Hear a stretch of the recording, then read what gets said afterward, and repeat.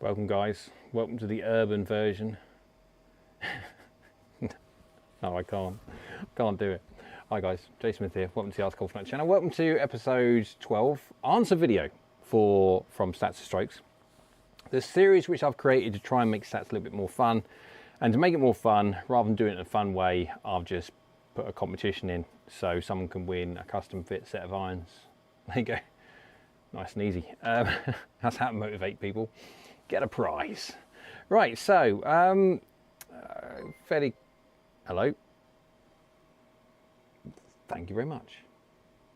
I appreciate every single person who subscribes. A little note that went above my head. So 2 days ago I sent out a question for everybody. I've done a live stream for part 12. There you go, hole 12. So the whole idea of this, we'd have 18 holes stacked with scoring, so it may actually not get to 18 holes if someone is more than 5 points ahead. Kind of match play, yeah, you kind of get the idea. So you get 5 points for every single hole. If you just stick one weird wacko answer in, doesn't matter if it's got nothing to do. Say, what's the average distance a 12 handicap hits a golf ball from the hole from 150 yards, and you reply lettuce, get a point. So you can get at least 18 points out of this, but and obviously you get it right. Obviously it's not lettuce, you get 5 points. So there's lots and lots of points on offer, and we're on episode 12. And so we've had a little bit of I will come to a fairly serious note in a second, but let's just pop through, as long as I remember. Let's just pop the question. Let's just whack both questions up rather than mess around doing bits and pieces. I have got, as you can see, the chat. I always get my finger wrong there. Live stream, obviously. I've got the chat there. So if anyone wants to jump onto the chat, they can do. I'll be responding to people's chat, etc. Yeah, it is Saturday evening now, 7:30. Yeah, I've been up for a little while, 10 hours of movement. So yes I have, but that's a collectively 10 hours of movement. That's not bad, I suppose, from considering I've been up for 13 hours now. So it's 3 hours of not doing anything. Right, so let's just quickly flick it over. This is Saturday, why not? A little bit more relaxed. So it was a two-part question for question number 12. Part 1, a 5 handicap, 3 putts, 1 in 5 times from how many feet? There is going to be, on this answer only, on part 1, there is going to be a little bit of leeway, shall we say. And the leeway is basically, because there are, I'm not going to penalise anyone for giving the wrong answer, or, more shall I say, I'm not going to penalise anyone from giving the right answer from the wrong time. So obviously this is all powered from ARCOS, and ARCOS data changes. Of course it does. It moves. It kind of just yeah, a little bit of from season to season. So people think stats are stats. They are, but generally speaking, they will move, and they will move winter to summer. So there's a distinct difference in statistics depending on what time of year, on what kind of statistics you're looking at. Green speeds change, green reception, or the amount of how the golf ball stops on greens distinctly changes at different times of the year. So the question to number 1, I've given a little bit of leeway. And so, well, the answer is, I'll tell you what, let's just go straight into the answer, shall we? So there we go. There's the answer. It is 30 feet. However, I am taking answers anywhere between 26 feet and 33 feet, because depending on what data point you're taking from, as in what time point you're taking from, you are not wrong. Kind of get the idea. So if you answered anywhere near between 26 and 33, you're a winner. Well, you're a winner of 5 points anyway. So this is a 2-part, and what we do on 2 parts, we basically get the numbers from both and then average them out. And generally speaking, I was, as to be as fair as to with everyone as I can do, I then, rather than average down, I always average up. So people get as many points as I can possibly allow them to have. And there you go. So it's 30 feet. Anywhere between 26 and 33. I will take, because it all depends on what time you're looking at. Yeah, you can't get it right. So back to the question. Anyone wants to pop on chat, they can do. It is behind here. I can see it on my screen, but it is behind here. So anyone wants to ask a question whatsoever while we're on live still, by all means, go ahead. Right, part 2. A 10 handicap golfer has 3 or more penalty shots on what percentage of their rounds? Now, all these answers to the questions, I've made this purposely a little bit more easier for people to find out the information. The whole idea of this is not to just bore everyone senseless and only the people that can spend that much time in front of Google searching countless pages trying to find the right answer. There is time for that. I don't think necessarily now is the time. The whole idea, and just got a little update on there. So we had a volley of correct answers. So whoever said, as he frantically goes for the answer button, 25%, you're spot on. And so there was, obviously there was answers that moved around a little bit on both the top and the bottom, and so it doesn't matter. The whole idea, people either researched it and gave their answer, or didn't research it and gave their answer from their own ARCOS data or from their own experiences. Doesn't matter. The whole idea, we're doing this for a bit of fun, obviously, so we can be in a chance, obviously, winning this custom fit set of irons. But mainly, from my point of view, I'll be honest, from my point of view solely, is just so you guys learn. So let's just sort of delve very, very quickly before we get to the leaderboard. I just want to, I've flicked over so I can see it on my screen. I've got 2 screens going. One my editing screen, and then the other screen is what you see. And so what you see there is the answer video, and I've got the questions up on this left-hand one. And I just really, let's just do question 1 first. So a 5 handicap 3 putts, 1 in 5 times from 30 feet. They've got a 20% chance, basically, from 30 feet of 3 putting. Now, that's only 10 yards. It's not massive. And that's a 5 handicap golfer. 5 handicap golfer is generally a decent golfer. Most golfers spend their entire life trying to get down to a 5. And when you're in that position, so when you guys, I will say one thing, and this statistic keeps on coming through all the time. This myth keeps on coming through all the time. And this whole idea that the perfect speed of a putt is 17 inches past and stuff like this, 18 inches past the hole. It always constantly drives this idea in people's heads that they've got to be past the hole. Never up, never in. At least you gave it a go. All those lovely little cliches that we hear that golfers constantly say, right, well, at least I got it there. It's gone 4 foot past, but at least I had a chance. Right. So the reason why golfers shouldn't do that, the reason why golfers should try and dive the golf ball in the hole from any distance whatsoever is a couple-fold. One, your dispersion, any person's dispersion, doesn't mean just on the putting green. It means in short game as well. When you're doing short game stuff, when you're doing putting stuff, or even when you're doing approach play, the closer you get to the hole, the more your dispersion is going to go north and south, front to back. The classic thing is if you're 6 feet away, I can nearly guarantee you're not going to be 6 foot left or 6 foot right. You're not going to miss the putt by 6 foot left or 6 foot right. You're not going to do that. But commonly you can hit it 6 foot past, depending on the speed. So it is incredibly important that people get their speed right. Line is important, of course it is. I'm not saying it's not. But primarily, the most important thing is speed. Try and get the golf ball dying to the hole. The classic thing of never up, never in, at least you got it there kind of idea. What happens is, on the second thing, if you were to try and get everything past your hole, yes, you know the ones that you guys can just probably think of these in your head. All the occasions where it's going straight, it's tracking straight for the hole and just rolls a couple of rolls short of going in. And you think, well, if I'd have just hit it harder, that would have gone in. And for those, you are right. Yes, you are.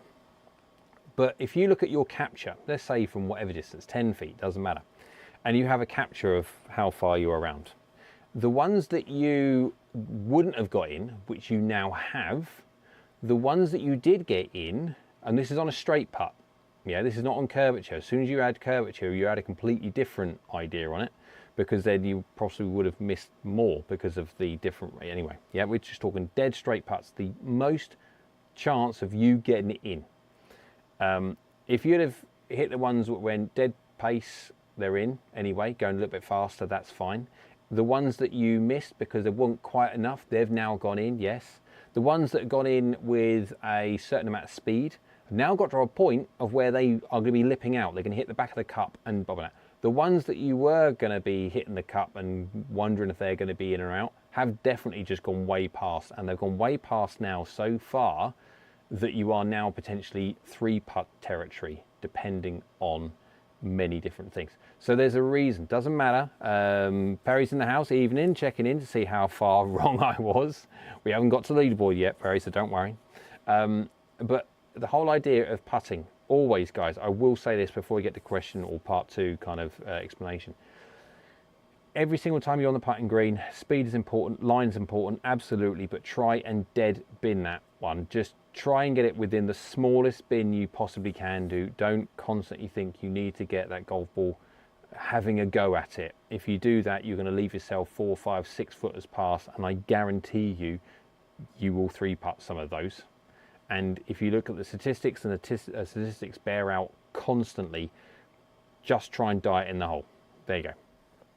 Right, part 2 for the 25%. A 10 handicap golfer has 3 or more penalty shots on what percentage of their rounds? 25%. That is mental. If you think about that, that's a 10 handicap golfer.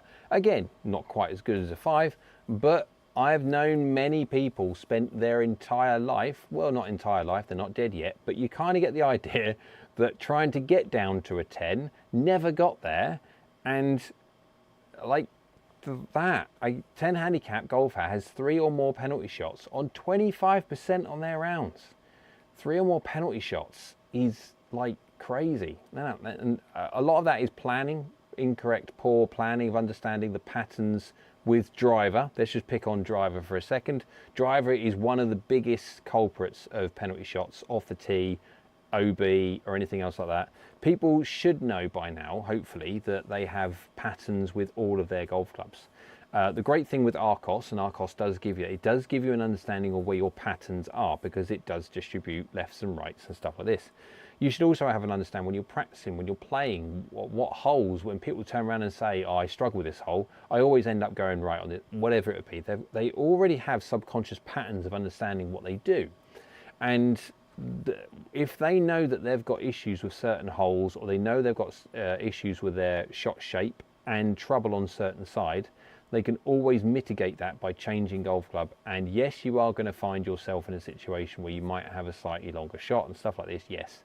But if you can try and get the next golf club down, doesn't matter how many, if you have to go down to a hybrid, which you can guarantee that pattern is not that same way as driver where the trouble is, you can save yourself on average shots.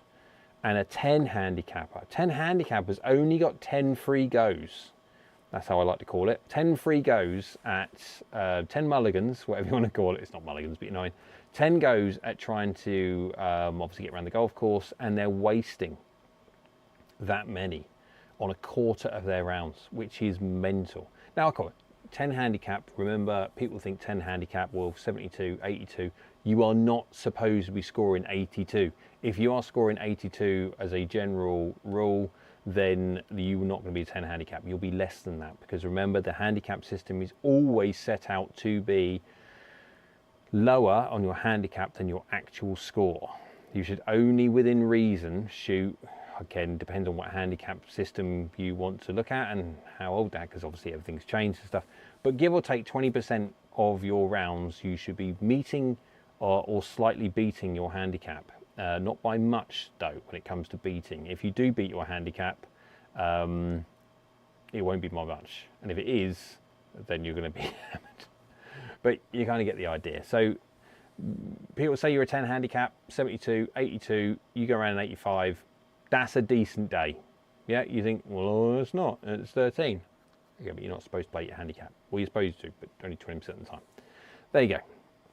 Pete's in the house, evening, hello, hello, hello. I'll just sort of like clear this off very, very quickly to show you. Then we've got Perry and Pete's in the house, hello, hello, hello. So we're just going through the question and answers before I trottle off. I've been busy today editing. What have I been doing today? The Ping i530 versus the i525. How much difference does the new tech make? How much of a benefit do you get from going the new one? I will put one out here straight away because obviously from Stats to Strokes is a very niche kind of audience, so I'm not going to be like telling the world this. There's not much difference between them. So there you go. Looks wise, absolutely there's distinct differences between them, and if you're someone who likes the look of i530 distinctly over i525, there is a win, yes there is on i530, but it's relatively small. The one I did yesterday, which will be coming out tomorrow, yes, it's already uploaded, ready for upload, well not upload, it's already uploaded, but ready for release tomorrow, 3:30 Sunday afternoon, is the 2023 P790 against the Pro 245. So I'd already done the Pro 225 video against the P790. That done very, very well. People loved that. Obviously, let's be honest, the P790 beat the 225.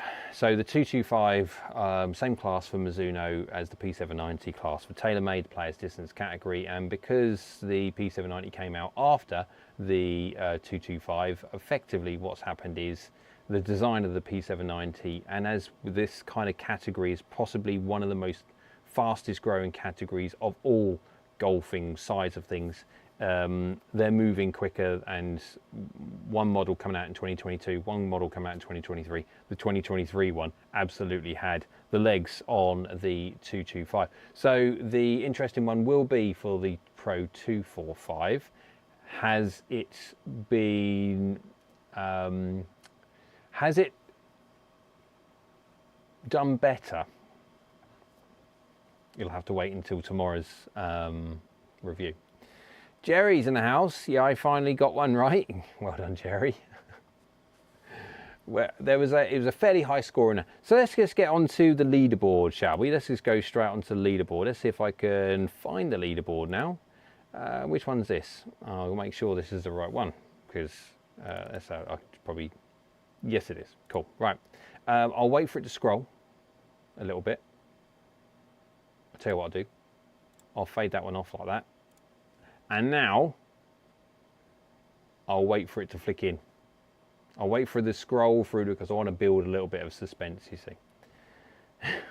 And there is a little serious point I need to do after this anyway. But here we go, I'll flick over now, there we go. So we're at the bottom end of and these people that you see here, basically they've just joined in for one episode out of 12. And so that's why they've only got 4 points. We are going to be very, the whole idea of this is just basically just to, every single episode, get involved. We've still got 13, 14, 15, 16, 17, 18. We've still got 6 more to go, 5 points. That's 30 points still available. Here we go, right. So we've got a high scoring round. We've got lots of 5 points and 4 points, 53 to 49. So we've got 4 point lead, 3 point lead, and a 1 point lead. So we are 44 for Ian. There we go. So there is a thing I want to say, and anyone who's watching, after this in the repeat side of things and everything, if they know who Ice Tray 2468, Ice Tray 2468 was leading for quite some time. He had a 5 point lead, a 4 point lead, 5 point, all that, and he was always consistently leading some fairly early on. And so it was always a bit of a running joke, can anyone catch Ice Tray 2468? However, for like last time, on episode 11, Ice Tray 2468 didn't give an answer.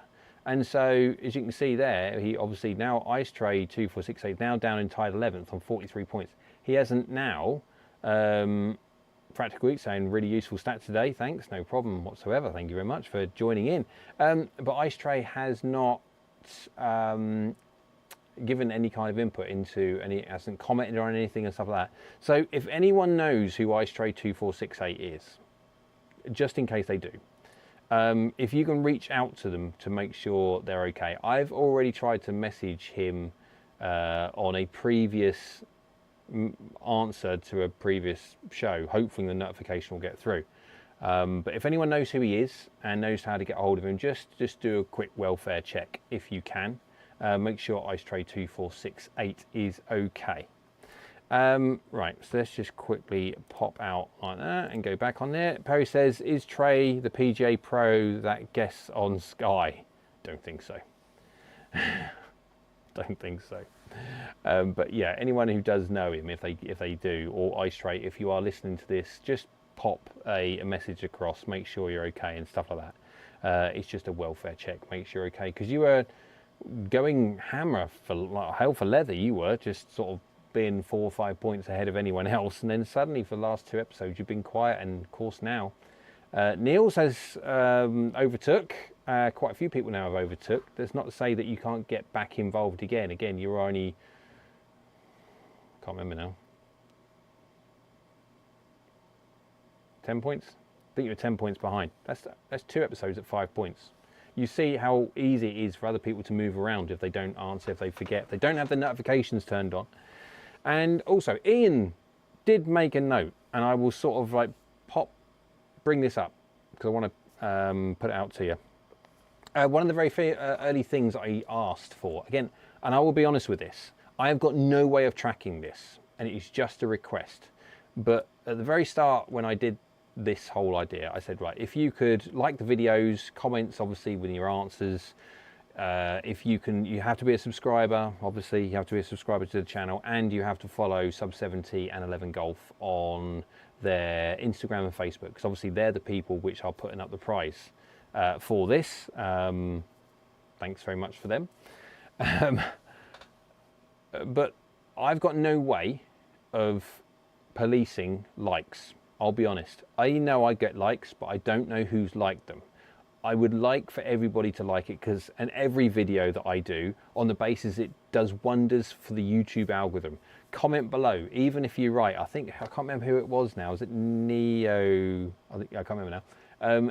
A lot of the time they comment just for the algorithm. It's just because it helps the engagement part of the algorithm to boost the videos on YouTube recommendations, home pages and stuff like that. So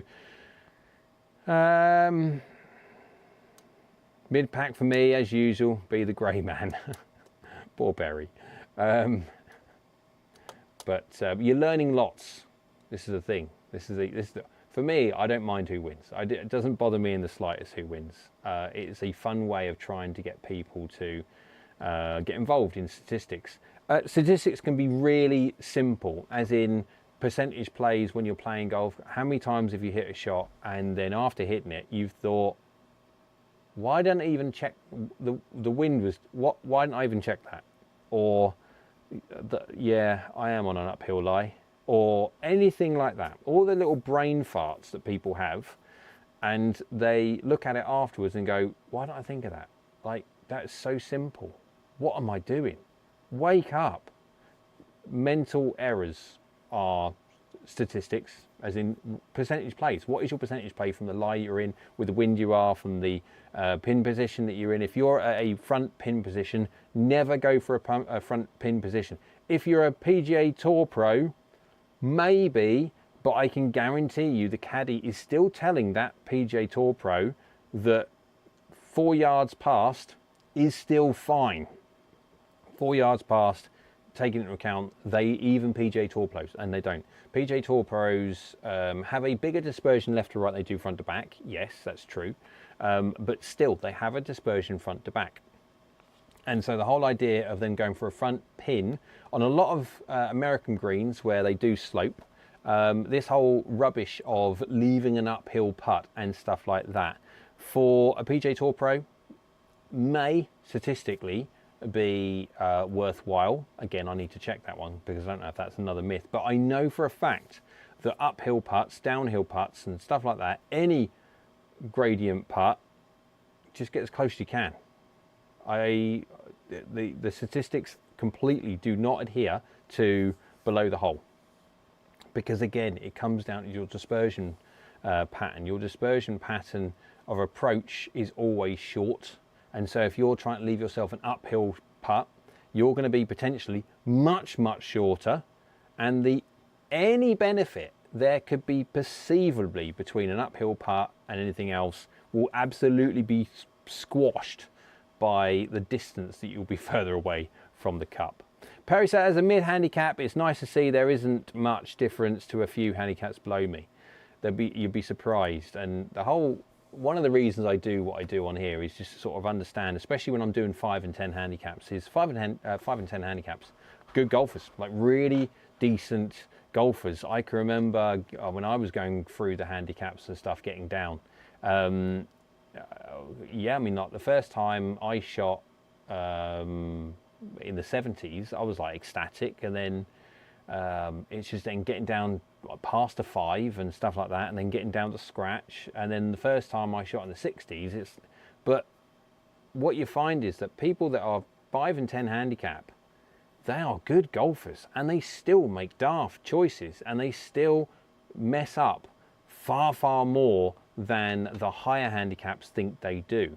And so they kind of put lower handicaps on this kind of pedestal where they look up to them, and then if they hit a certain shot, they're instantly upset with it, because they believe their expectations are far beyond what they are actually averaged to do. And so this is the great thing with shots gained. Shots gained is an amazing tool which more people need to truly understand. It will target your understanding of where you need to focus your practice time on your game, depending if it's your short game, it's your like your tee off shots, your approach play, your putting, anything else like that. It will really very much so direct you on what area you need to work on to get the best. I call them, when I was coaching and custom fitting full time, I used to call them mistake bubbles. And so someone come in and I would try to pop the biggest bubble first. And depending on how you pop that bubble, you could possibly get rid of some other bubbles down the line, because they're of a byproduct of fixing one thing, you know full well that you're going to fix certain things as well. But the main thing is pop the big bubbles first, and no different to all these things when you're trying to get your handicap down, the simple way is purely try and to look at your game, look at where you are actually missing and actually wasting your shots, target them, and you will start coming down in your handicap. And we are not even talking about anything technical. We are literally just talking about making better choices on the golf course. There you go. Right, guys, well done for everyone who joined in. We're going to have episode 13 fairly soon. Again, comment below where you, not on the chat, well, you can do it on the chat if you want, doesn't matter, but the main thing is on the comments below. Comment what you would like for a, or just comment anything actually. I would say, like, comment first of all what the topic, what question you would, not the question, because obviously that would be a bit daft, but what kind of area you would like the next question to be surrounded in. And then also comment below with anything else. Again, it's great for the channel with the engagement I get. Generally speaking, I'm pretty decent on certain. Let's have a little, let's have a quick little look, shall we? Whilst we're on the, probably the daftest thing to do this whilst we're going, but oh, I don't know if I can actually. Right, can I do this? Can I do this? Can I do this? Probably on the fly, probably not. Probably do it on my phone quicker. So it's great for engagement and stuff like that. So if everyone can keep liking, keep subscribing, keep on doing all the bits and pieces like that, I'll be very much appreciated. Let's have a quick look. Yeah, so at the moment, I'll just move this out of the way so I can actually see. I've got an A rating, but that one in the middle there, that's a B.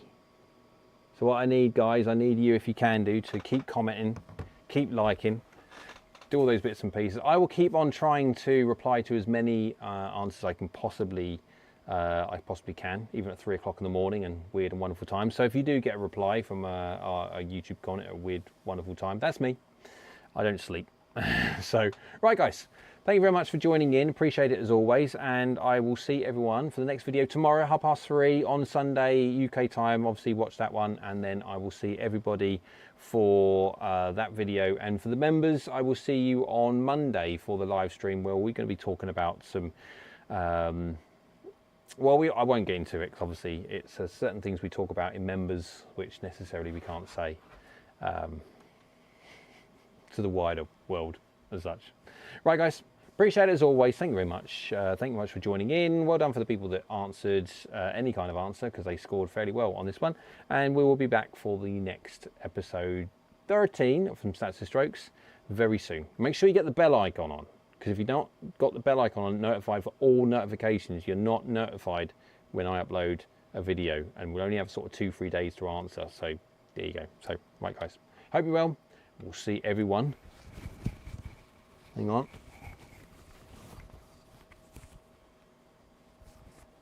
It's the urban style. Don't suit it, do I? No, it doesn't. I'm many 2 decades old to go down that route. Anyway guys, see you soon. Take care. Hope you're well.